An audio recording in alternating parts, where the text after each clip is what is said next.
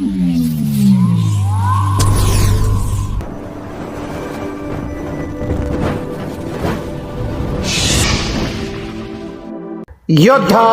News Marathi.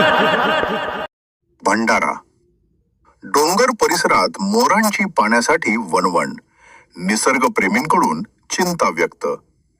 Pune Maval तालुका प्रतिनिधी सत्यवान शिंदे.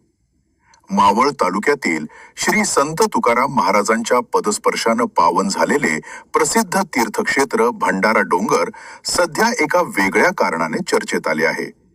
डोंगर कड्यावर वसलेले हे मंदिर आणि आजूबाजूचा दाट झाडी झुडपांचा परिसर वन्य प्राणी व पक्ष्यांसाठी हक्काचे निवासस्थान मानला जातो. मात्र सध्या कडाक्याच्या उन्हामुळे या परिसरात अन्नासोबतच पाण्याचा प्रश्न गंभीर झाला असून आपला राष्ट्रीय पक्षी मोर पाण्यासाठी भटकंती करताना दिसत आहे. निसर्गरम्य परिसर पण वन्यजीव तहानलेले. भंडारा डोंगर हा परिसर जैवविविधतेनं नटलेला आहे. येथे मोठ्या प्रमाणात मोर आणि इतर वन्यजीव वास्तव्यास आहेत. पावसाळ्यात आणि हिवाळ्यात हिरवागार असणारा हा डोंगर उन्हाळ्याची चाहूल लागताच कोरडा पडू लागतो. नैसर्गिक पाण्याचे स्रोत आटल्यामुळे पक्ष्यांना पाण्यासाठी मानवी वस्तीकडे किंवा धोकादायक डोंगर कड्यांवर उतरावे लागत आहे. अन्न आणि पाण्याच्या शोधात भटकंती. नुकतेच या परिसरात राष्ट्रीय पक्षी मोर अन्नाच्या आणि पाण्याच्या शोधात भटकंती करताना आढळून आले आहेत. भर उन्हात पाण्याचे दुर्भिक्ष असल्यानं हे पक्षी व्याकुळ झाले आहेत. झाडा झुडपांच्या आडोशाला राहणारे हे पक्षी आता पाण्याच्या शोधात उघड्या माळावर येत असल्यानं त्यांच्या शिकारीची भीती देखील व्यक्त केली जात आहे.